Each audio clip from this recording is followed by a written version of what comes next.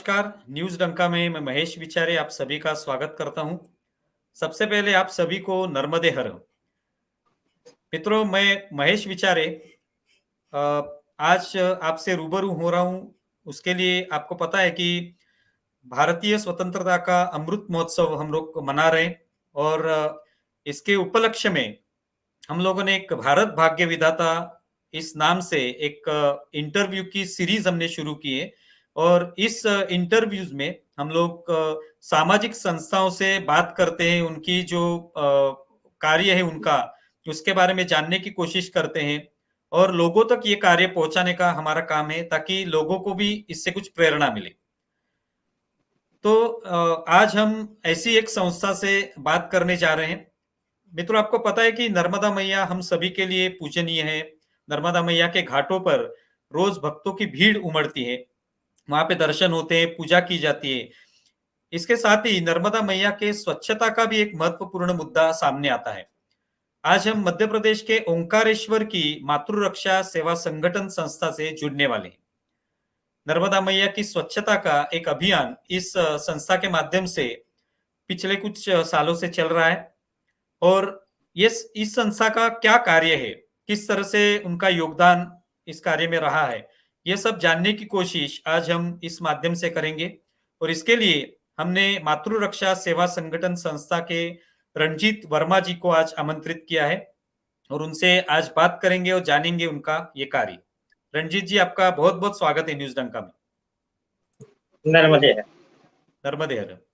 सबसे तो पहले अभिनंदन आपका कि जिस तरह से आप काम कर रहे इतने सालों से, एक तरह का नर्मदा के प्रति आपने जो एक भक्ति इस माध्यम से दिखाई है, उसके लिए आपका सर्वप्रथम अभिनंदन।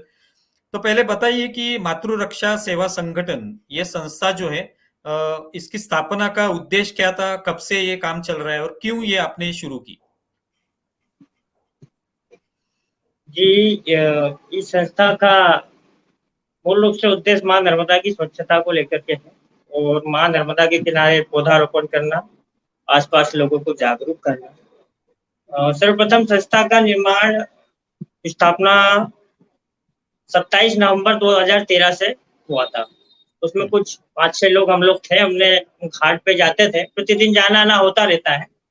वहाँ देखते थे कि बाहर से अत्यधिक जब भीड़ आती है, घाटों पे स्नान करना, साबन लगाना, अपने पहने हुए कपड़े नर्मदा जी में डालना और उठाने वाला कोई नहीं है, सिर्फ डालने वाला है। नारियल की छिलके डाल रहा है, कोई प्लास्टिक डाल रहा है।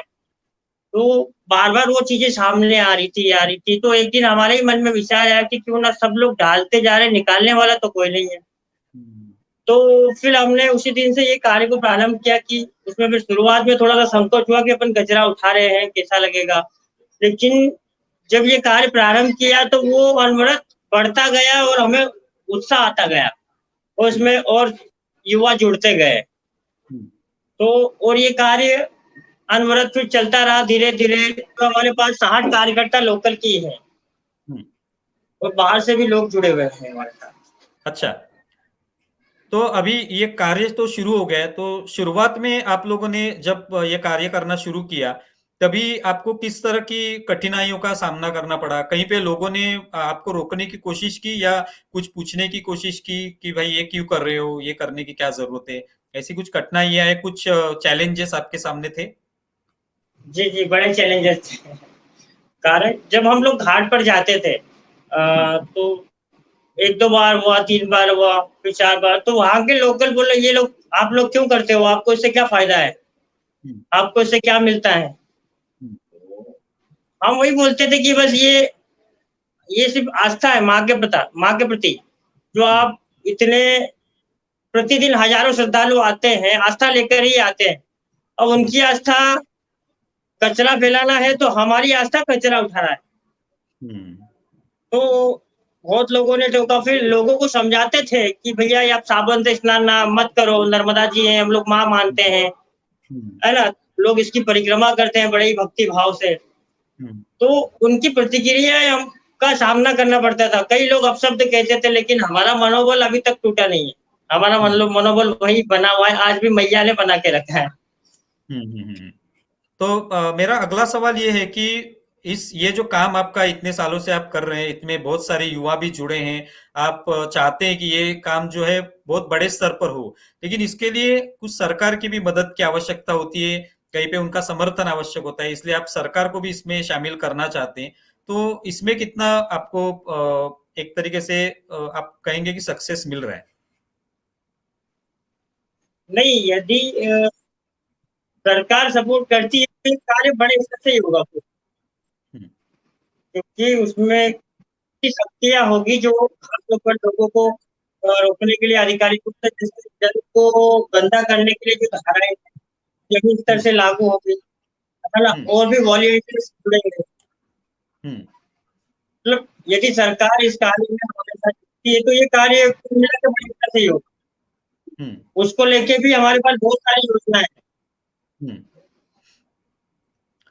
तो अभी अभी जब आप ये स्वच्छता का कार्य करते हैं तो किस तरह का कार्य होता है? यानी ठीक है, लोग वहां पे आते हैं दर्शन के लिए, कुछ पूजा का सामान होता है वहीं छोड़ देते हैं, कहीं पे फूल जो है जो बहा देते हैं पानी में। तो किस तरह के लोग जो है अस्वच्छता जो है फैलाते हैं, जिसके लिए आप उनके ऊपर ध्यान रखते हैं? जैसा बाहर से प्रतिदिन यहाँ हज़ारों श्रद्धालु आते हैं। हम्म, अ, जानकारी के अभाव में वो लोग क्या जगह-जगह कूड़ा, कचरा, गंदगी, हम्म, भंडारे होते हैं वही पत्तल धोने नर्मदा जी में बहा देना। हम्म, अंधविश्वास में आके कपड़े, जूते, चप्पल सब नर्मदा जी में छोड़ना। हम्म। प्रति सप्ताह हम लोगों को कम से कम 12 से 14 क्विंटल इससे भी अधिक कपड़े ही निकलते हैं नर्मदा जी में। अच्छा। ये हमारे कार्यकर्ता निकालते हैं, डुबकी हम्म, लगा-लगा के नर्मदा जी से। तो हम्म, हम्म, उन लोगों को समझाने के बाद भी मतलब लोगों में जागरूकता नहीं आ रही है। हम्म, क्योंकि यहाँ की स्थिति ये बता दूँ आपको, यहाँ पूरे भारत के अलावा भी अन्य देशों से भी लोग आते हैं। हम्म, जानकारी का अभाव है। हम्म, क्योंकि जो नर्मदा खंड में अन्य जैसे देखेंगे छोटे वहाँ मतलब इतना बड़ा तीर्थ नहीं है, नॉर्मल जैसे गाँव है, वहाँ पर कुछ कुछ हद तक सुधार है। हम्म, लेकिन शहरों के किनारे जो है वहाँ मतलब नर्मदा जी के किनारे जो बड़े शहर बसे हैं वहाँ पे और बड़े तीर्थ वहाँ पे ज़्यादा तकलीफ़ें हैं। तो हम्म, हम्म, ये स्थिति सबसे ज़्यादा तो हम ओंकारेश्वर को ही लेंगे कि यहाँ सबसे ज़्यादा लोग गंदगी नर्मदा जी में करते हैं। हम्म, तो इसको लेकर भी कुछ गवर्नमेंट की तरफ से एक बड़े कदम उठाने की आवश्यकता है। क्योंकि हम्म, पिछले सप्ताह हम लोगों ने देखा घाटों पर मतलब आचमन लायक भी जल नहीं बचा था। हम्म, हम्म, क्योंकि चारों तरफ पूरे कपड़े-कपड़े गंदगी नीचे पानी में किनारों पे गाद जमी हुई थी। हम्म, हम्म, वो घाट की स्थिति बता रहा हूँ जो मुख्य घाट है ओंकारेश्वर का। हम्म, तो इस प्रकार से कई कई प्रकार से समस्याएँ आती है जो अनवरत कार्य चल ही रहा है। हम्म। आप अभी जिस तरह से ओंकारेश्वर की बात कर रहे थे, वैसे बहुत सारे घाट नर्मदा मैया के किनारे हैं, तो वहाँ सभी जगह पर आपके लोग जाते हैं, बार-बार वहाँ पे जाके प्रबोधन करना या वहाँ पे जो कूड़ा जमा है उसको बाहर निकालना, ये सब होता रहता है। इसलिए आप लोगों ने आपके साथ जो युवा हैं, उनको सब ऐसे बाँटा है कि आप कुछ लोग इस घाट पे जाइए, कुछ कुछ लोग जो है ओंकारेश्वर में काम करेंगे? हाँ, हाँ। नहीं, हम लोग भी करते हैं और हमारे से जो जुड़े हुए लोग हैं, वो अपने-अपने स्तर से उनकी अलग-अलग जो समितियाँ भी बनी हुई है, वो हुँ, अपने-अपने घाटों पर भी करते हैं। जैसे हमारा हुँ, भी जो पिछली बार महेश्वर में इवेंट था, फिर हुँ, तेली भट्टान में इवेंट था, हुँ, तो वहाँ पर भी जन जागरूकता, घाटों की सफाई, वहाँ के लोगों को जोड़ना। जो लोग वहाँ पर आगे आना चाहते हैं नर्मदा जी को लेके, वो वहाँ पे हुँ, समिति बना के वो वहाँ कार्य हुँ, करें, इस तरीके हुँ, से। हुँ, तो हुँ। कार्य धीरे-धीरे बढ़ता जा रहा है। अच्छा। तो इसके लिए जब आप प्रबोधन की बात करते हैं, तो प्रबोधन किस माध्यम से होता है? या लोगों को वहाँ पे आप इकट्ठा करते हैं, उनको बताते हैं कुछ, या कुछ ऐसे ब्रोशर्स या कुछ का एक पत्रिका जैसे होती है, वैसे निकाल के उनके पास दे देते हैं ताकि उनको वो पढ़े और उसमें से कुछ उनको पता चले इसके बारे में?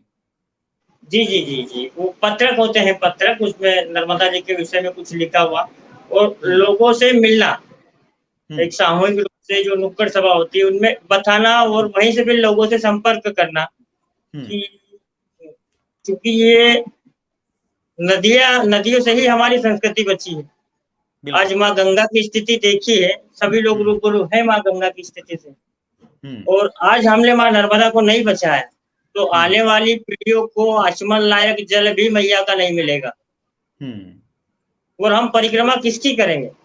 हुँ, बिल्कुल। तो वही चीजें हैं, तो इसमें सामूहिक रूप से जो प्रयास होंगे वो सफल होंगे, इसलिए हम और इसमें अधिक से अधिक लोगों को जोड़ने का प्रयास करते हैं, सभाओं के माध्यम से जागरूकता में, जैसे कोई अभियान होता है वहाँ उस हिसाब से तो लोग जुड़ते भी हैं और अपने आप में कुछ सुधार भी आ रहा है, कुछ युवा आगे रह के कार्य करने के लिए तैयार है, तो कहीं ना कहीं सुधार और कार्यों को गति मिली है। ये ज्यादातर जब अलग अलग कुछ त्योहार होते हैं तभी ज्यादा से ज्यादा भीड़ यहाँ पे होती है, तब आपका उद्देश्य उसी त्योहारों पर जब लोग आते हैं वहां पे तभी आपका काम ज्यादा बढ़ जाता है, या बाकी पूरे साल भर में ही आपका ये काम शुरू होता है? नहीं नहीं, कार्य तो वही, लेकिन जैसे पर्वों के दौरान अमावस्या है, कोई बड़े पर्व है, उस समय अत्यधिक बढ़ जाता है।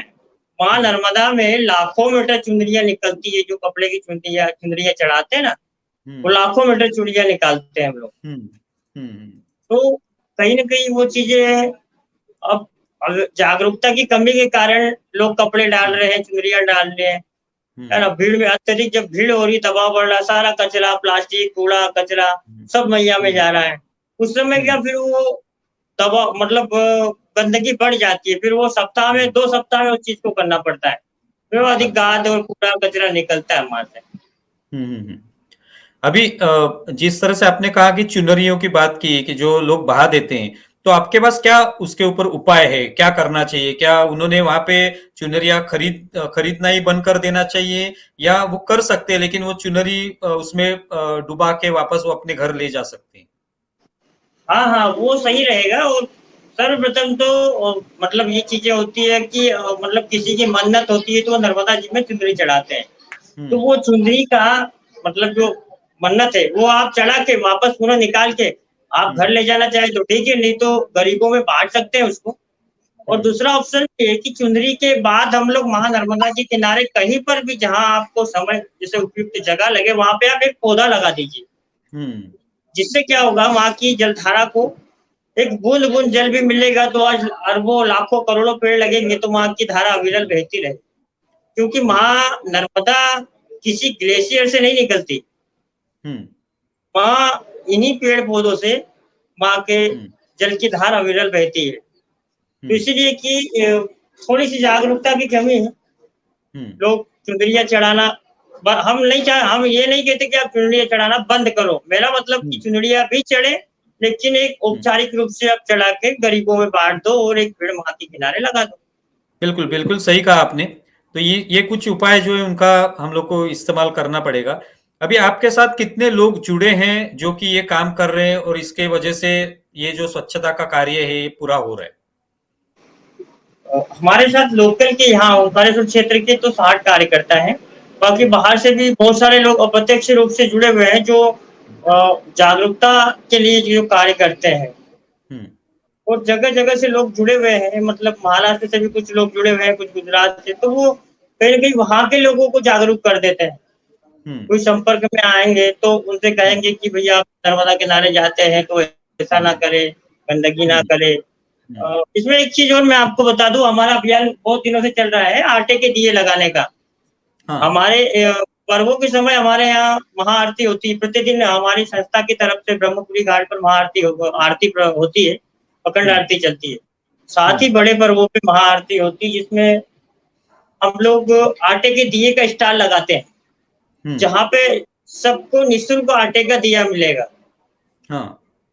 तो उसका वितरण होता है, साथ ही क्योंकि वो प्रदूषण भी नहीं फैलाएगा, और दूसरा वो नर्मदा जी में मछलियों का भोजन भी बनेगा।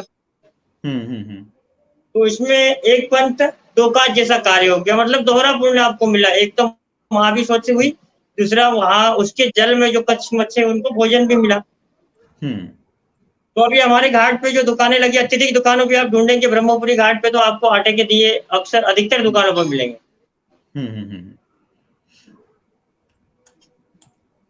तो इस तरह से आप इस माध्यम से एक लोगों में जागरूकता लाने की कोशिश कर रहे हैं। अभी जिस तरह से देखा जाता है कि प्रबोधन के लिए आप जो पत्रक वगैरह बांट रहे हैं, लोगों में दे रहे हैं लोगों को, या लोगों को बताने की कोशिश कर रहे हैं, उसी तरह से कहीं पे बोर्ड लगे हुए हैं जिस माध्यम से लोग वो पढ़े और उसमें से क्या करना चाहिए, नर्मदा मैया के किनारे जब जाते हैं तो क्या क्या बातें जो उन्होंने ध्यान में रखनी चाहिए, इसके बारे में कुछ ऐसे बोर्ड वगैरह लगाते हैं, आप लोग लगाते हैं या सरकार के माध्यम से? नहीं, नहीं, सरकार के माध्यम से तो किसी प्रकार से इस प्रकार की अवेयरनेस या जागरूकता अभी देखने को तो नहीं मिली। हम्म। कुछ समय पहले हम लोगों ने वो जो अपना दैनिक जो 10-10 रुपया बचा करके डस्टबिन बनवाए थे। हम्म। मतलब ड्रम को काट करके डबल करके उस पे स्लोगन्स नर्मदा जी की स्वच्छता को लेके जागरूकता के स्लोगन्स हर घाट पर रखाए थे। हम्म। अब जल्दी हमारा प्रयास है कि हर घाट पर बोर्ड लगे तो उसकी अधिक कोशिश से आपकी अधिक होगी। लोग जी बस उसकी कोशिश जारी है। बस हम्म। उसका क्या है, फंड रिलीव हमारे ही कार्यकर्ताओं में हम लोग इकट्ठा करते हैं, 10-10 20-20 रुपए हम्म। इकट्ठा करके फिर हम्म। वो उसका बजट बना के फिर करते हैं। हम्म। जी तो जैसे कि आपने कहा कि आप लोग खुद के जेब से पैसा खर्च कर रहे हैं, तो कहीं पे आपकी ये कोशिश होती है कि लोगों तक जाए, उनसे कुछ मदद मांगे, या कुछ संस्थाएं होंगी जो आपको मदद करना चाहती होंगी, ऐसे कुछ कोशिश होती है आपकी तरफ से? हाँ, लोकल के लोगों से कुछ अपेक्षा रखते हैं। हम्म। जी तो उसमें से मदद मिलती है? हाँ, मदद मिलती है लेकिन जितनी आवश्यकता है उतनी नहीं हो पाती। हम्म। बाकी हम लोग मैनेज कर लेते हैं। जी हम्म। तो अभी तक इतने साल आप काम कर रहे हैं, तो लगभग कितना कूड़ा ऐसे आपने जमा कर लिया कि जो नर्मदा मैया में डाला गया था, या वहां से आपको निकालना पड़ा, जो कि आपने कहा कि डुबकी मार के आपको निकालना पड़ता है, तो कितना कूड़ा ऐसे जमा हो रहा है? जी, अभी तक तो हमारे कार्यकर्ताओं ने नर्मदा जी से लगभग लगभग 800 टन से भी अधिक कचरा निकाल दिया है नर्मदा जी से। अच्छा। जी यानी कितने कितने दिनों में इतना कूड़ा निकला? ये लगभग 8 साढ़े 8 साल 8.5 वर्ष हो गए हैं हम लोगों को। अच्छा। तो हम लोग अगर ऐसे पकड़ के चलें कि हर साल लगभग 100 टन का जो कचरा है वो निकल रहा है। जी तो फिर आप अभी क्या चाहते हैं आगे जाके, ये जो मुहिम है आपकी, ये किस तरह से और अच्छी हो जाए, अच्छी सुदृढ़ता से और चले, और लोगों तक आपका कार्य जो है पहुंचे, इसके लिए आपके मन में क्या उद्देश्य है? किस तरह से आपको आगे ये जो योगदान देना है वो देने के माध्यम से? जी, हमारा प्रयास यही रहा है और यही रहेगा कि इसमें सारे लोग निस्वार्थ भाव से जुड़े हुए हैं। जैसा कि मैंने आपको बताया कि ये जो बड़े आयोजन होते हैं, जैसे सप्ताह वाला आयोजन, स्वच्छता अभियान का, तो ये सारे लोग हम हमारे खर्चे से करते हैं। यदि हम्म। इसमें और भी अधिक लोग जुड़ेंगे तो ये कार्य बहुत आसान हो जाएगा। हम्म। और ये ओंकारेश्वरी नहीं, संपूर्ण नर्मदा खंड में जन जागरूकता बढ़ेगी, कार्य हम्म। बढ़ेंगे, लोग जुड़ेंगे, तो हर घाट पर एक माँ का सेवक होगा, हम्म। जिससे हम जितने बहुत हद तक हम माँ की स्वच्छता को बरकरार रख सकते हैं। हम्म। हम्म। उसमें कई क्या? अभियान चला करके, जैसे कि अपनी शादी की सालगिरह पे पेड़ लगा देते हैं, हम्म। जन्म दिवस पर पेड़ लगाते हैं, हम्म। अन्य जैसे मांगलिक कार्य हैं उनमें पेड़ लगाते हैं। तो माँ के किनारों पे पर्याप्त जगह है, हम पेड़ लगा के एक वन विकसित करें, हरियाली की चुनरी विकसित करें। हम्म। तो ये कार्य तभी बड़े स्तर से हो पाएगा जब इसमें अधिक से अधिक लोग जुड़ेंगे और हमारा सहयोग करेंगे। हमारा नहीं, हम उनका सहयोग करेंगे, मतलब कुल मिला के बिल्कुल। सब बड़े स्तर से ही कार्य होगा। जी अभी ये जो आप सब लोग काम कर रहे हैं, ये आपका खुद का जो भी व्यवसाय है, आपकी नौकरी है, वो संभाल कर आप लोग ये सब काम कर रहे हैं, तो किस तरह से ये कर पाते हैं आप लोग? आपको बहुत समय भी निकालना पड़ता होगा। जी हाँ, तो हम सभी लोगों की बहुत व्यस्तता होती है। कोई दुकान चलाता है, कोई नाव हम्म। चलाता है, कोई कॉलेज जाता है, कोई स्कूल जाता है ना? हम्म। तो वैसे समय मैनेज करना बड़ा कठिन होता है, लेकिन मैया की अद्भुत कृपा है कि जब कार्य मतलब होना है तो सभी लोग एकत्रित हो ही जाते हैं। ना जाने, मतलब वो तो एक कृपा है उनकी कि कैसा समय निकाल लेते हैं हम लोग। हम्म। अभी अभी इस कार्य में कुछ महिलाएं भी जुड़ी है, क्योंकि महिलाओं की बड़ी संख्या होती है जो कि नर्मदा मैया के दर्शन के लिए, पूजन के लिए आती हैं। तो क्या आपसे कुछ ऐसी महिलाएं भी जुड़ी हैं, कोई औरतें जुड़ी हैं कि जो प्रबोधन का कार्य कर रही हैं? हाँ, कई जगह से महाराष्ट्र से कुछ माता जी जुड़ी हुई है, जो समय-समय हम्म। पर भी वो जैसे परिक्रमावासियों के लिए मार्गदर्शन कर देती हैं, या हम्म। जैसे अवेयरनेस जागरूकता के लिए कुछ कविताएँ, पंक्तियाँ भेज देती हैं। मतलब किसी हम्म। रूप से उनका सहयोग रहता ही है। जी। बिल्कुल। आपका कार्य बहुत बड़ा है और इसी तरह से आप कार्य करते रहेंगे। एक तरह से हम कहेंगे कि जिस तरह से लोग यहाँ पे दर्शन के लिए आते हैं, पूजन के लिए आते हैं, अलग-अलग त्योहारों के लिए आते हैं, तो जी, अगर हर एक आदमी जो यहाँ पे आने वाला भक्त होगा, वो इसी तरह से स्वच्छता की ओर भी ध्यान दे, तो ये भी एक तरह की भक्ति हो सकती है। जी, जी। बहुत-बहुत धन्यवाद, आपने न्यूज़ डंका से आप जुड़े और आपका जो कार्य है मातृरक्षा संगठन का, वो आपको आपने बता दिया और इस माध्यम से हम चाहते हैं कि लोगों में प्रबोधन हो, लोगों में जागरूकता आए और नर्मदा मैया जो है वो ऐसे ही अच्छी तरह से स्वच्छ नर्मदा जो है वो बहती रहे। बहुत-बहुत धन्यवाद आपका। नर्मदे। तो मित्रों, ये वीडियो कैसा लगा? आपकी प्रतिक्रिया ज़रूर लिखिए और हमारा वीडियो ज़्यादा से ज़्यादा शेयर कीजिए, लाइक कीजिए। धन्यवाद।